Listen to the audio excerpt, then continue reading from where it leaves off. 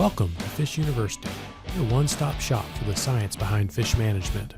It is part of the Natural Resources University Podcast Network. I'm Wes Neal, your host.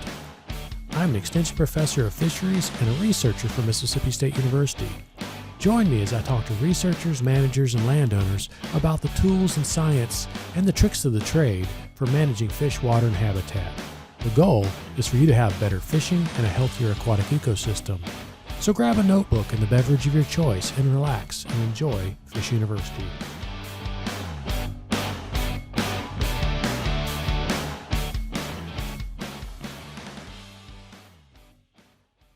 Well, welcome everybody. Welcome back to Fish University. I'm real excited. We have a cool show tonight. I'm talking to a guy who's finally figured it out, Dr. Hal Schramm, who was a colleague of mine at Mississippi State University.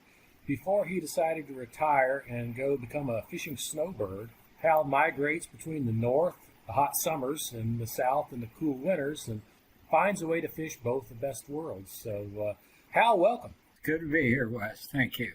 So, Hal, why don't you give the listeners a little bit of background about where you come from, what your day job used to be before you decided to go fish full time, and more or less some of the research you've done through the years. Well, I was a university bum before I became a fishing bum, but I spent over 30 years on the campus at Mississippi State. I was with the Mississippi Cooperative Fish and Wildlife Research Unit. That's a mouthful. I don't even know how many words it is, but it's called the co-op unit. The operative it's basically a university faculty position, but it's a federal position.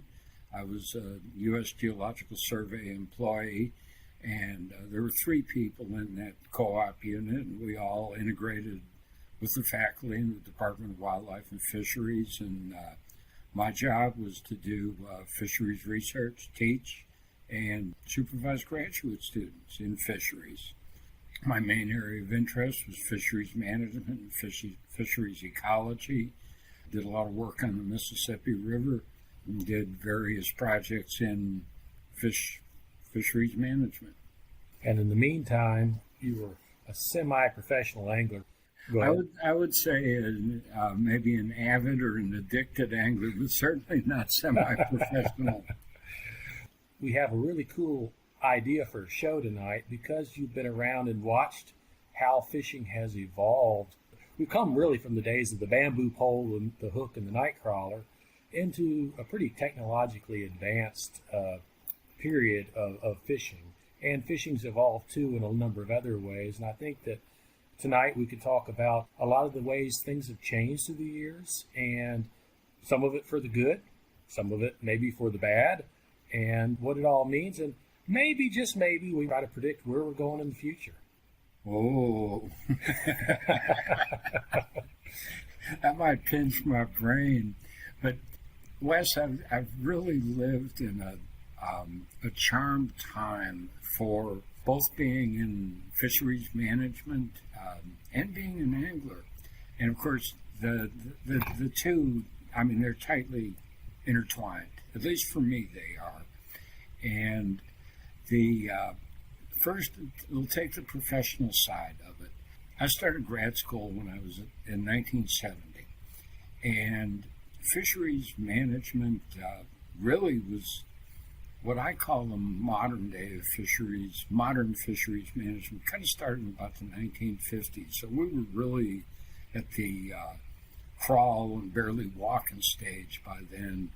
And it was pretty primitive. We were still learning life history stuff, and we were wondering why, when they opened a new reservoir, fishing was great for about 7 to 10 years, and then it faltered and all that.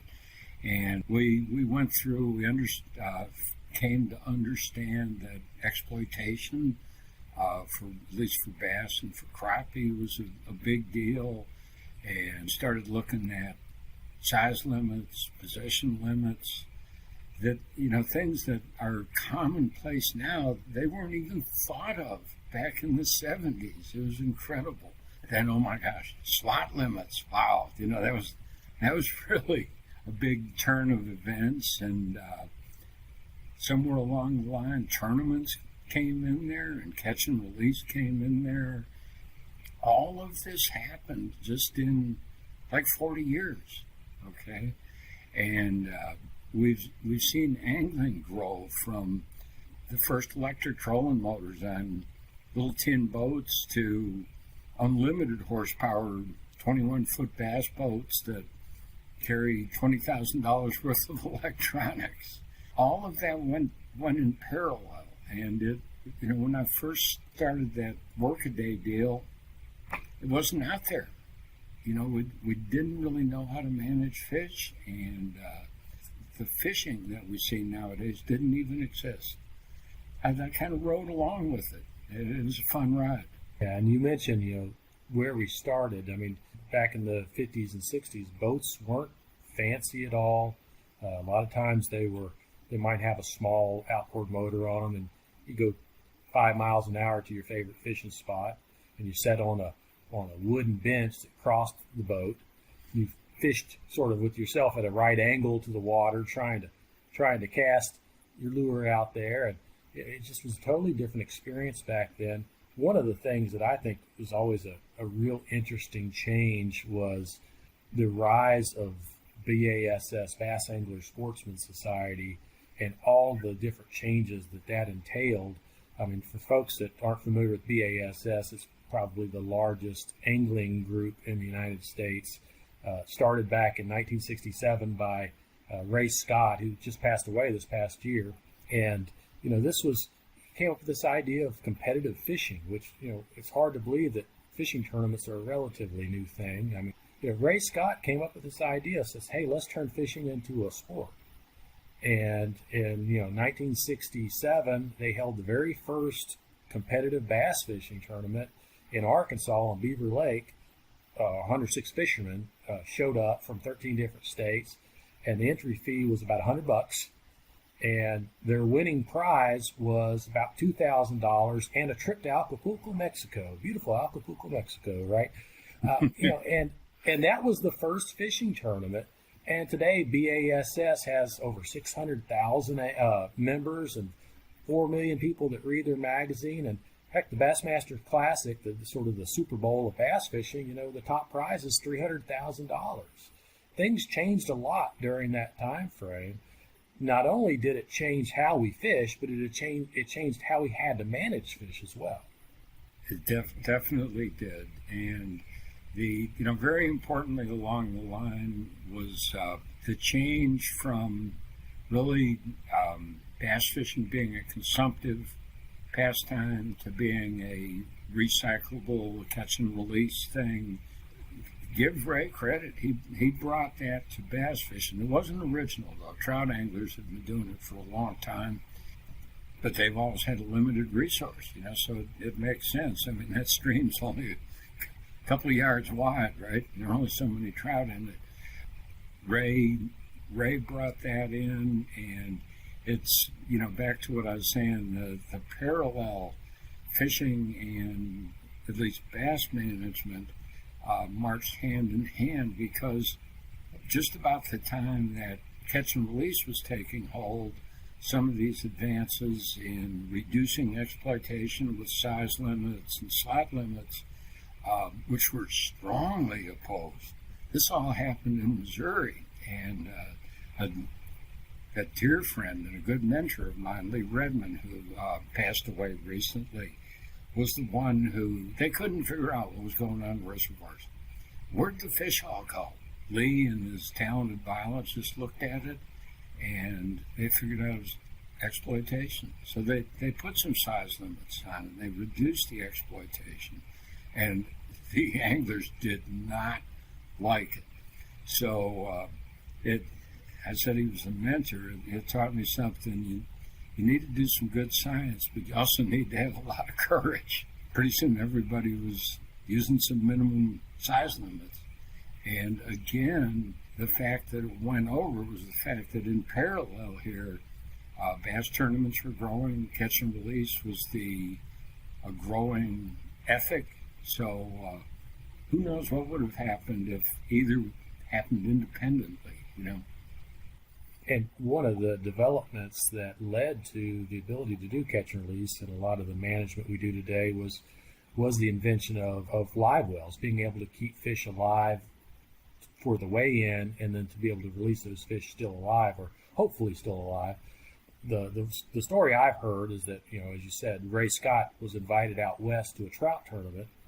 He was able to watch these, trout anglers with their fly rods catch, a 12-inch trout on a small size 20 fly, bring it to the shore, gently handle it, measure it, remove the hook, and release it. And he thought, well, what if we could do that for bass fishing? Because if you think about that first tournament that was held on Beaver Lake, if you're a local in the Beaver Lake area, and suddenly there's this 106 fishermen come from all around. They're not locals. They're folks from 13 surrounding states, and they're good. They're catching the biggest fish because they know how to fish. But they're bringing these big fish back, and maybe they're on a stringer, maybe they're in a cooler, and they're all dead. And so here you have anglers coming in from outside the local area, knowing how to catch the fish, successfully catching the fish, but killing the fish. It's not a good optic for the local anglers to see. And Ray recognized that. He said, we're not going to make any friends moving around the country going from lake to lake if we're killing their big fish. And he came back from that. My understanding is he came back from that trout tournament and got together with some folks in Alabama, and they invented the first live wells. And those live wells, now are ubiquitous in most fishing boats. Some of them have two, and they're recirculating, and they pump water from outside, and they have all these other fancy features that have evolved through time. And I know, Hal, you've been involved in some of that research. That has enabled us to recycle the fish, as you say. Mm-hmm. And, so that one invention, that one, aha moment that Ray had, it has really changed not only the sport of fishing, but the profession of fisheries management, because now we have to figure out, is catch and release returning enough fish to the environment to support the fishing pressure? What about catch and release mortality? All these things that come into play that we never had to think about before. That was a big turning point, I think, in how bass fishing was managed. Now it's caught on, and I have talked in other episodes of Fish University about the negative side of that, which is pond management. The worst thing you can do is not keep a bass, right? So catch and release in a pond is not a good thing, but catch and release in a public reservoir with high fishing pressure, where you have tremendous fishing pressure, the fish are seeing lures all day long, every day. If you want to maintain the resource, then you can't be harvesting every fish that's caught. It's really changed the way we look at managing reservoirs. Would you agree? Yeah, definitely. And there's still some of our fisheries management colleagues that lament catch and release. When slot limits first came in, and that was in the late 1980s, very successful at producing bigger fish. And there were a bunch of things going on at the same time, introducing Florida bass too. It's kind of hard to sort it all out. But slot limits were making bigger fish, at least creating opportunities for anglers to catch bigger fish. And biologists loved it because they kind of felt like, ooh, now I've got a hand in providing greater opportunities for my anglers. And fisheries managers, they're a weird bunch, I mean, they really, really love to please anglers. They'll do whatever it takes. So they kind of lost that tool with all the catch and release. But really the fact is, at least in the South, where there's productive reservoirs, good bass recruitment, and catch and release, we don't need to manage bass anymore. We need to manage the habitat, but we don't need to worry about bass anymore. I mean, it's like going a fly-in fishery in Canada. It's unexploited, Yeah, and you said, you made an important point. We had the tool of catch and release, but we've kind of lost that tool. Let's talk a little bit about why we've lost the tool because of catch and release. The whole point with a slot limit is to harvest small fish to allow the medium-sized fish to grow larger. If people aren't keeping small fish, they're not bringing the population size down, and prey resources for those fish become limited. So back when people were still taking fish home for the table, you got a protected slot limit on a lake of, let's say, 14 to 18 inches, and you go out and you catch some 12-inch fish and you take them home for dinner, you're reducing the population of small, hungry bass so that the ones that are left, they have enough food to grow larger. But when you stop taking those fish out, then prey resources become limited, and those fish basically stop growing, and then they're not ever escaping that protected slot. That's what you're talking about when you say that we've lost that tool? Yeah, and the biology hasn't changed.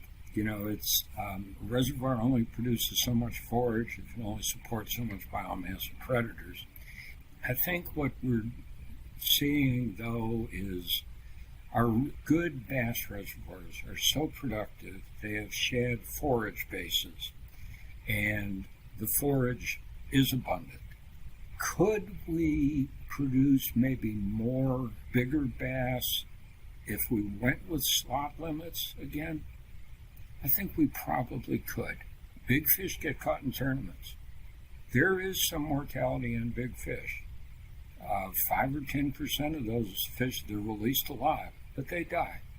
Fishing is size selective, and therefore the mortality is size selective.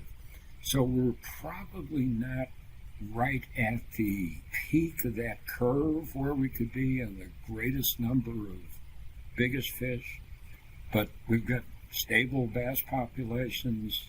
Again, I'm speaking of most of the, let's call them the good bass lakes, and they just keep producing 5, 6, 8, 10-pound bass, and if they're using Florida genetics, bigger ones. But they got the food. Habitat's going to be key, and maintaining that productivity. Interestingly, too, I think it's very important that shad is the forage base, because here you've got an open water predator or open water forage base, and it's pretty much habitat independent for the shad. Now the habitat becomes habitat for angler, where they can more likely encounter the fish. And while I'm babbling on here, I'll just throw out what might be what I often think is maybe the next great challenge is the catchability of the fish. The lakes are full of them, and of course, you and I had collaborated on some work on catchability. That was in small reservoirs, and I know we both went away scratching our head about, well, does it really apply to bigger waters? We know it applies to smaller waters. The data were revoltingly clear. And you go out and fish those ponds, and the catch rate just goes down. It doesn't seem to happen as much in the big reservoirs. I know I retired and I'm up on Pickwick, and you see it in the summer. Those fish just get hard to catch. Yeah, in Mississippi here, the State Lakes program, these are smaller reservoirs that range anywhere from 50 to 100 acres up to 500-600 acres. They rebuild a lake, they restock a lake, they let it develop over a course of 2 or 3 years, and then they reopen it. And usually when they reopen these lakes, they make an announcement. The gate's going to open on, March 1st, and on February 28th at midnight, boats start lining up, and there's 150 boats waiting at the gate when the biologist shows up, because they know that fishing in that lake is going to be absolutely phenomenal for the first week or so, and then soon thereafter, the fish get wise.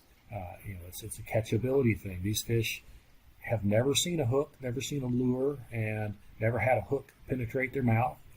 And once they do, there's a lot of evidence that suggests that they do learn, but there's even evidence that suggests that due to mortality of fish that do bite, whether it's from harvest or whether it's from that 5 to 10% of catch and release mortality, that fish that survive were fish that were less likely to bite, and they pass on that tendency to their offspring. And we may be fishing the population to a non-biting population. There's been some studies on that out of Illinois and a few places. There's a lot of questions out there that still need to be answered on that whole topic. We're going to cover a lot of the reasons why these fish are getting wise. So, but I do agree with you, Hal. We mentioned the issue was dead fish with the invention of the live well.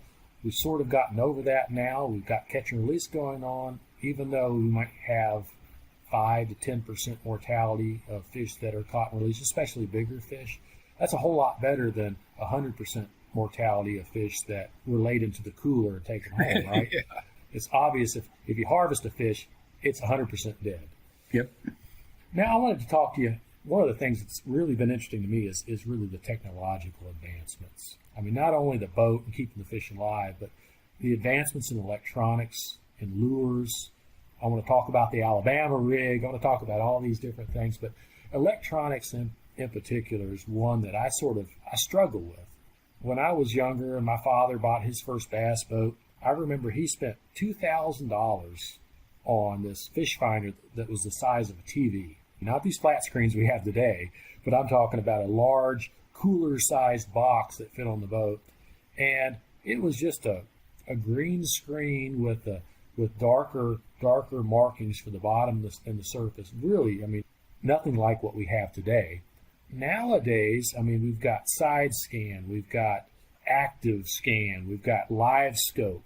You know, people can stand on the front of the boat looking at a TV screen the size of my desktop computer, and they can watch the fish move. They can see their lure land in the water. They can watch the fish move to the lure, and then they can watch it bite.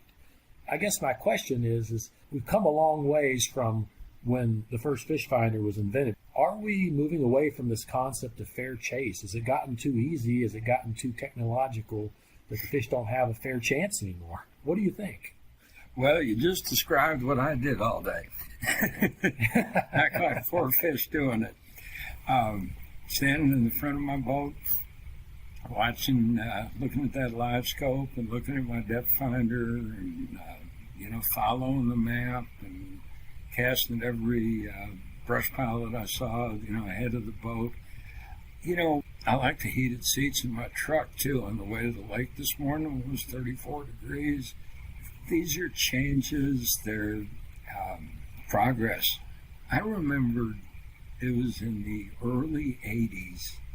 I was out of grad school. I actually had a real job, and I had a nice bass boat, and I was would sort of resume family vacations with my folks, and going up there, and I trailered my boat up there, and Minnesota was talking about making depth finders illegal. Heck, I had a bow depth finder and a console depth finder.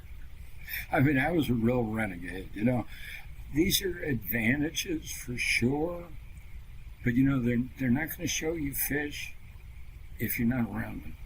They're going to help you see habitat features, but you still got to know how to fish them. I think what does trouble me about it, would the right term be social equity? We already talked about fish are maybe getting harder to catch, okay? And now we've got some people they're keeping catchability up by using technological innovations. Other people, without those innovations, they're just going to find it harder and harder to catch fish. I wish there was a way to resolve that, but there isn't. No one's going to give their cell phones back. Here we are interfacing on the computer, right? It's progress.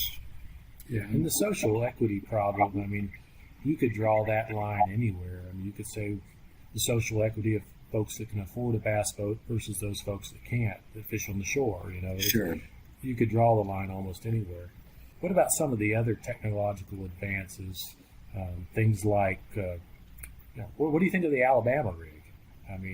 Here's an opportunity to sling a giant cage that has, depending on which state you're in, it could have 3 hooks on it. It could have 7 or 8 hooks on it. Are we giving the fish a fighting chance with that? Well, let me give you a sidebar on the Alabama rig. I wound up meeting the guy, Andy Poss, that invented the Alabama rig. He lives in Florence, and we've become fishing buddies.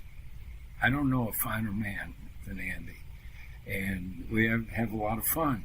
The Alabama rig, just like a lot of other things, has lost its punch.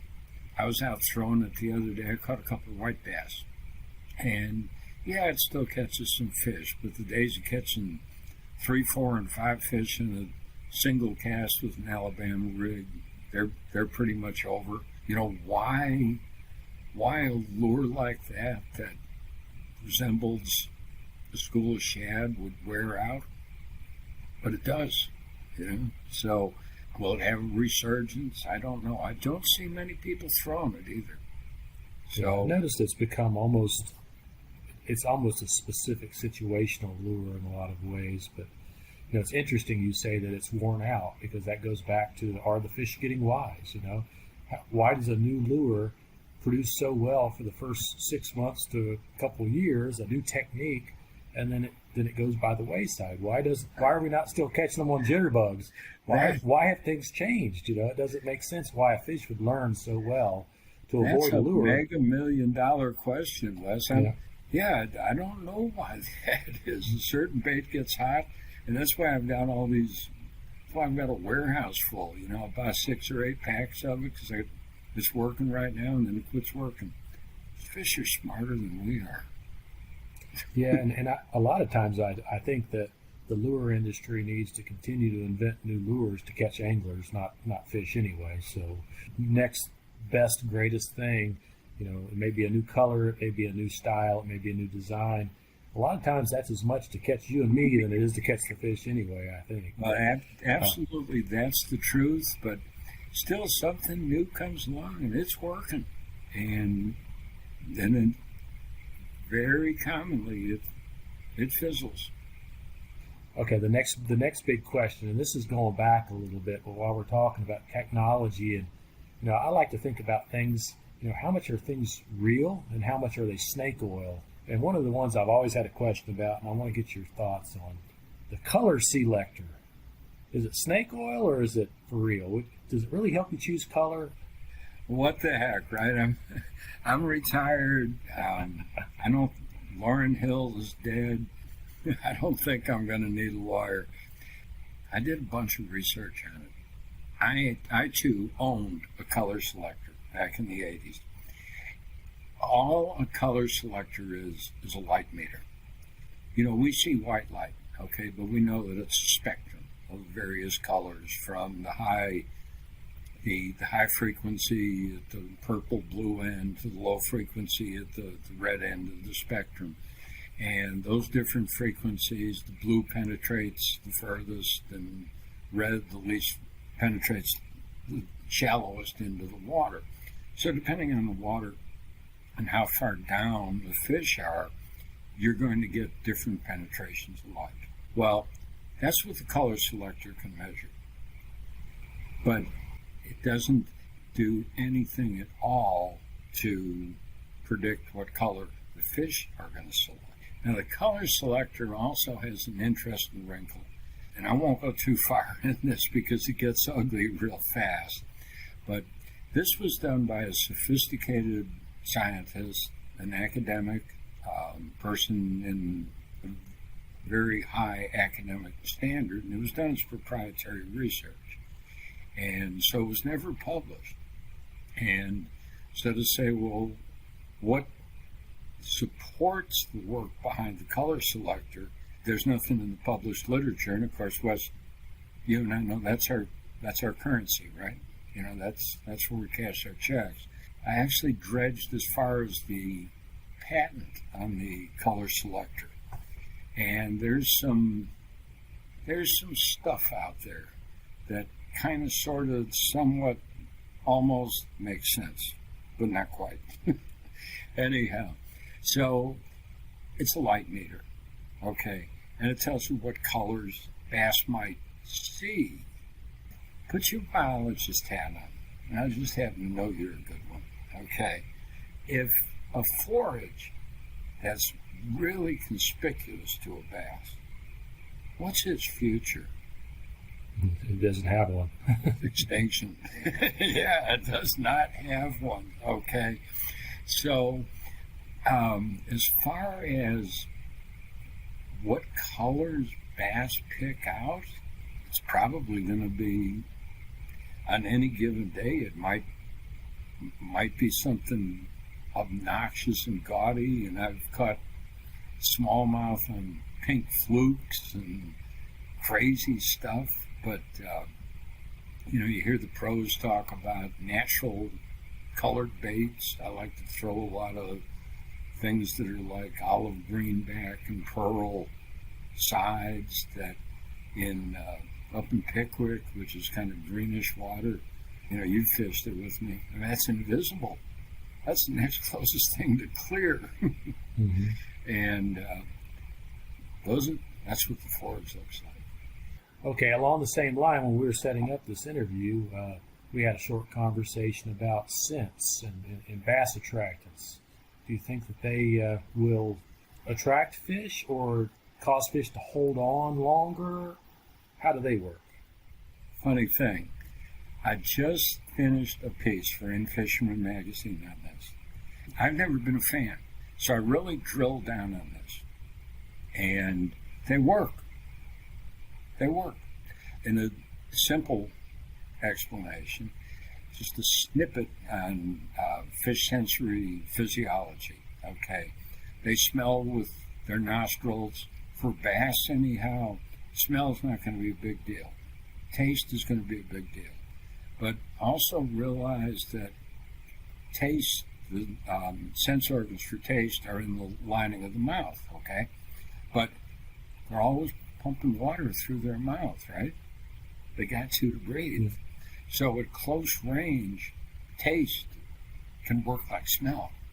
There are some companies out there there are a lot of crazy claims, enzymes, pheromones, and that's all snake oil stuff. And anything that's oil, that's snake oil too, because the sensory receptors only pick up water-soluble molecules. But then there's some companies that have developed their product with fish extracts. They've made concoctions of amino acids. The Berkeley lab stuff is pretty good. Bruce Tufts, physiologist at Queen's University, developed bait fuel for American Bait Works. And through the course of writing this article, I contacted about 8 major manufacturers of these things and asked them all, what's in it? How'd you test them? And they didn't give me any proprietary information, but they were all pretty well evaluated.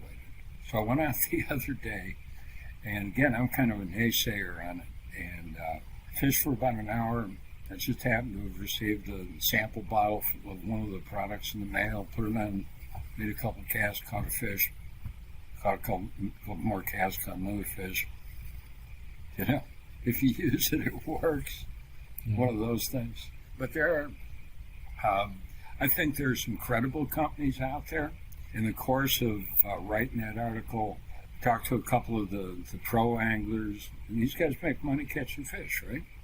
And anything that'll help them catch fish, well, helps them stay in business. And one of them is a very accomplished angler, Michael Neal. He thinks it does make a big difference when you're fishing something that's slow, something that the bass are just going to stare at. And that might help you turn the corner. It sounds to me that if you're finesse fishing, that the sense may work better than if you're looking for some sort of instinctive strike, like fishing a rattle trap's probably not going to bring a strike with more sense, but right. Finesse, you right. got you. Okay. Yeah, and I said the phrase is juicing, right? Putting juice in your baits. And yeah, for me, winter is, I'm not in a big hurry, So I'm fishing a shaky head, and it's just sitting on the bottom. And so yeah, it's as Michael described it. When it's something that they're just staring at, it might help them pull the trigger. And it's a confidence thing. It is totally a confidence thing. That's a good point. A lot of times I feel that it's all about having confidence with the lure. If you put a lure on and you think, I'm not going to catch anything with this lure, you're not going to catch anything with that lure. I really believe that. And if you go out and you catch a fish on the first cast, you're more likely to catch more fish on it because you feel comfortable in the lure. You're going to throw it more. You're going to focus on it more. You're not just going to throw it a few times and say, this sucks, and I'm going to change it out. While we're talking about these crazy things that have come out, got one more for you. This one's really off the wall. So lunar tables and the fishing calendar. What do you think? I don't. I don't even look at them. An unnamed colleague of mine is a big fan of lunar tables, and he's researched them. He's got a degree in fisheries, and it's one of these things that, like, they're right 52% of the time, is what he's found. I don't quote me on that. Maybe it's 53, but it's not 75. A couple of things trip me up about lunar tables too. They don't break it down fine enough by latitude and longitude. Fundamentally, they make a lot of sense. Okay, everything evolved in the oceans, as far as critters go, aquatic critters go, and tides are a big deal. I mean, that life cycles are tied to them, and feeding events are tied to them, and all that. And I think Lake Superior has some tides, and it's big enough. But in small lakes, we don't have tides. So maybe, there definitely is a lunar effect, okay, on tides, but I don't know if it really affects fish activity periods. You got hundreds of variables and not enough data. There's just so many covariables. My rule of thumb is if I can go fishing, I'm going. Yeah, it's a good time to be there. You mentioned, they don't take enough into account in terms of latitude and longitude, but you could have the absolute perfect lunar table and tide cycles and so forth, but if you've got a hurricane over you and the wind's blowing 100 miles an hour, you're probably not going to be very successful. Weather patterns, sometimes it's not always the best weather too. I mean, sometimes it's not that flat, glassy lake that the fish bite on. Sometimes you need a little wind. It's kind of hard to catch fish when you're not out to when the fish bite. And as you said, if it's safe to be on the water, you're out there, you're likely to encounter them when they do want to bite. It's just like deer hunting. If you go out in the woods twice a year, you're probably not likely to kill a trophy buck. If you spend every waking moment in the woods, chances are eventually he's going to walk by. So, let me turn it around on you, because I know you're a dedicated deer hunter. The same activity periods pertain to wildlife as they do to fish. What have you seen? Deer are going to move and feed every day. Usually it's daylight and evening, but they have to get up, they have to get on their feet and move and eat every single day. So a lot of deer hunters say, well, it's been blowing 40 miles an hour all day and yesterday, so the deer aren't moving. Oh, they're moving. They've got to get up and eat because they have to eat. My experience with the weather is, yes, there are certain weather patterns which deer move more. If there's a big front coming in, I like to be out there before it hits or after it's gone, because the deer may bed down during the worst of it. But then again, I'm not a very good deer hunter. Hello, everyone. Thanks for listening to Fish University. Do you have a question or a topic for the podcast? If so, you can email me at Wes, that's W-E-S, .Neal, that's N-E-A-L, at Mississippi State, that's M-S-S-T-A-T-E, .edu. Or instead, please visit the Fish University Facebook page. On the Facebook page, you will find useful articles, videos, stories, and other information, as well as updates on upcoming podcasts. Not to mention, you can send me a private message with questions or suggestions. Just search Fish University and look for our colorful logo. And please follow the Fish University page. We need your support. Now back to the show. Where do you think we're going, Hal? I mean, what do you think's next, the next big thing to come down the chute in terms of technology or in terms of how we manage fish? Oh, gosh.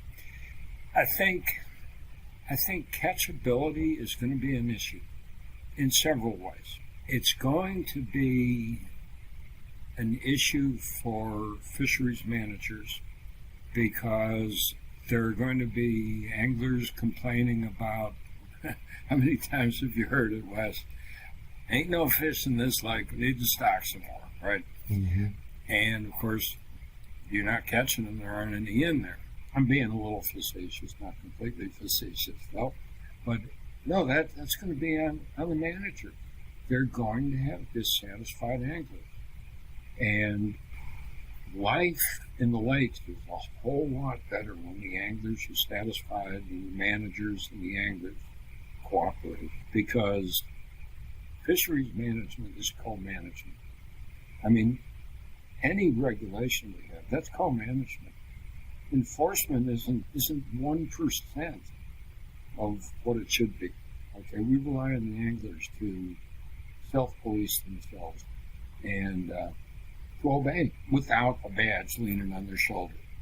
So, and there are other ways that it's co-management. I mentioned the habitat word a couple times, and angler groups are so important in help with habitat enhancement, habitat restoration, and all that. The good relationships between the managers and the anglers are really important. So that's not going to come about with dissatisfied anglers. If these fish are getting less catchable, and you mentioned the Illinois research, there is sound science that backs up declining catchability, at least for bass. Okay, but I think that pertains to other fish too. Any fish with a long enough life cycle to be in the fishery for 6 or 8 or 9 years, it's going to apply. And angling is size selective, and so mortality becomes size selective, and it's going to have an effect. Some work in Kansas, they're actually playing with some catch-happy fish, bass. And Doug Nagin was the chief of fisheries in Kansas. He's now retired, and I don't know who filled in behind him, but they had some lakes that drought conditions decimated the populations. They had to restock them, and they had some high catchability bass, and they selectively bred them in the hatcheries, and they put them in those lakes. And Doug said, why wouldn't we? Why not look at some high vulnerability fish? I think we're a long ways in science away from looking at this idea of vulnerability. But, when I look at the genetic stuff that we're doing now, who'd have thunk it? I mean, the genetics tools we have, we're still back in the fruit fly area as far as fish genetics go. Could we do something to modify some of the genetics? I'm not offering that as a solution necessarily. I'm just saying the catchability could be an issue, could be a challenge anyhow. And what are we going to do about it? I think a maybe bigger issue, though, is what kind of anglers are we building? Are we building new anglers? We are absolutely building new anglers. I mean, we've got high school bass tournaments, college bass tournaments. Pretty soon we'll have grade school bass tournaments. That's good for business. That's good for sports. And it's good for fishing. But maybe it's a changes in latitudes, changes in attitudes thing.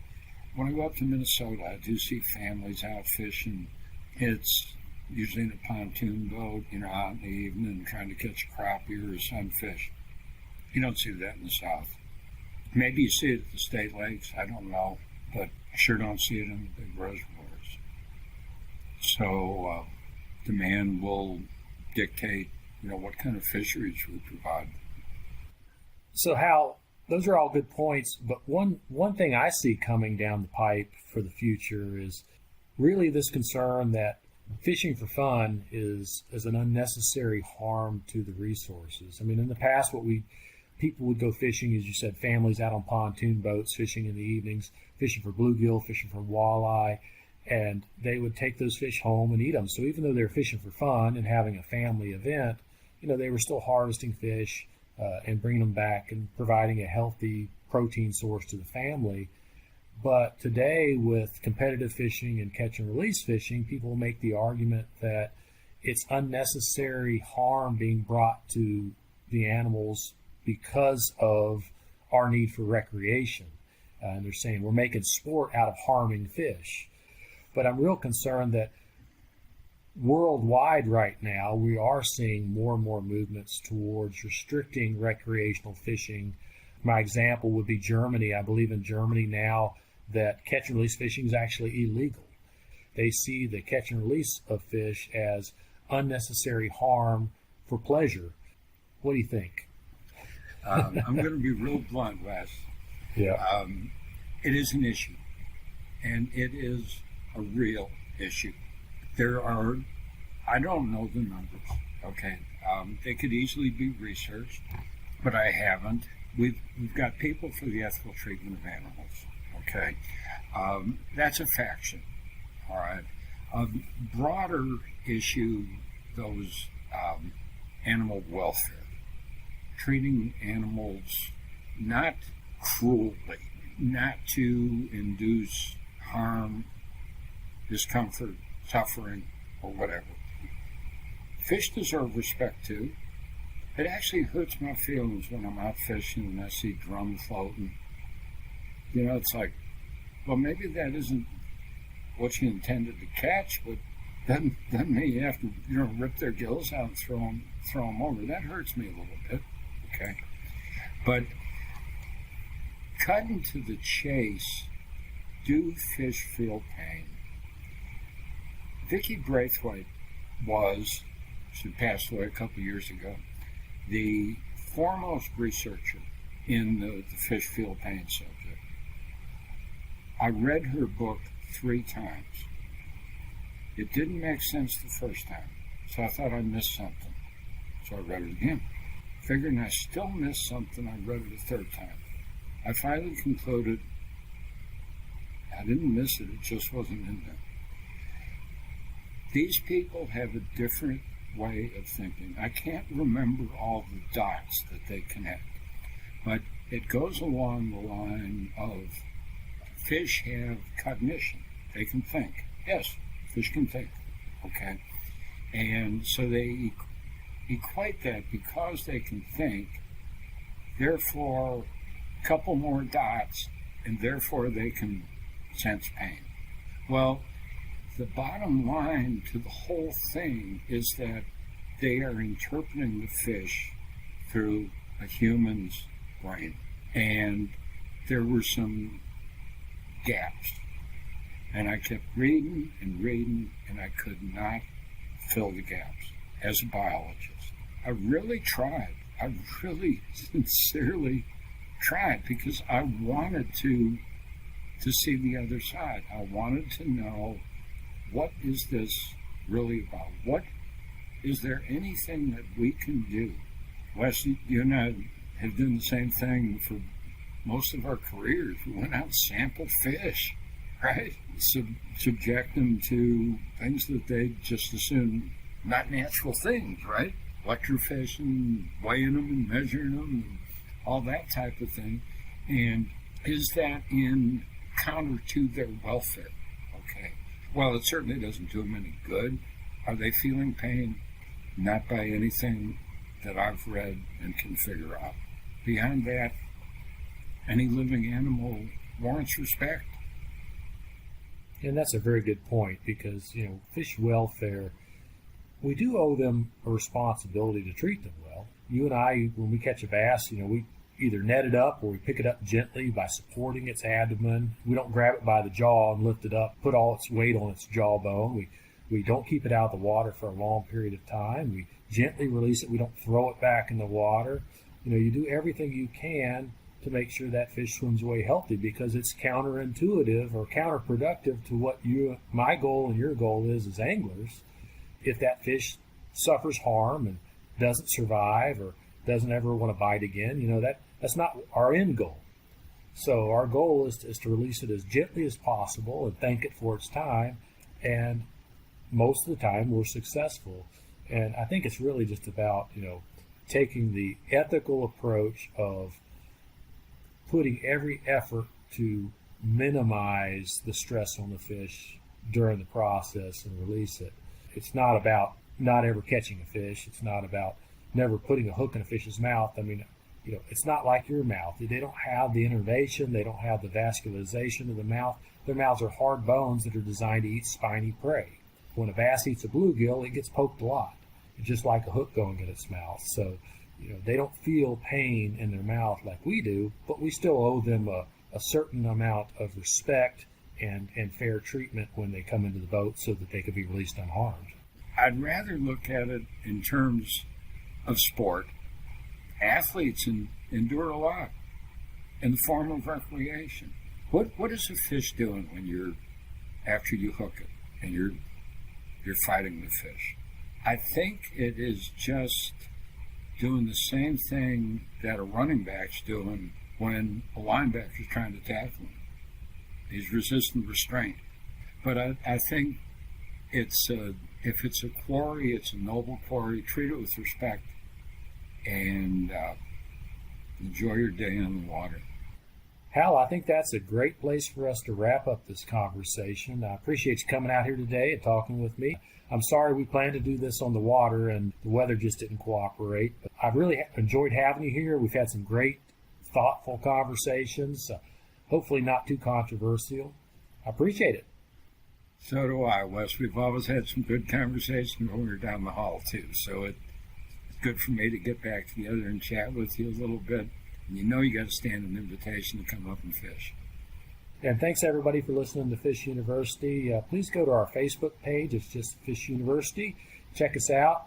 Feel free to send me a message. If you have any questions or thoughts for future shows, please let me know. Have a good one. Go Dogs.